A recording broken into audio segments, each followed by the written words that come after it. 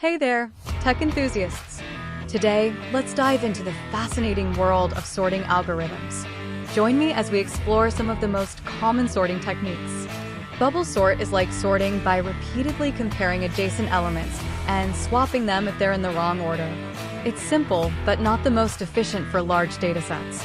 Selection sort algorithm divides the list into sorted and unsorted portions, repeatedly selecting the smallest element from the unsorted portion and moving it to the sorted portion. Insertion sort is like sorting a deck of cards by repeatedly picking up a card and inserting it into its correct position among the already sorted cards.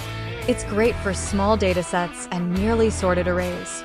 Merge sort is a divide-and-conquer algorithm that breaks the list into smaller sublists, sorts them, and then merges them back together in sorted order. That's the end of episode 1. Don't forget to like, share, and subscribe for more tech tips and tutorials. See you in the next video.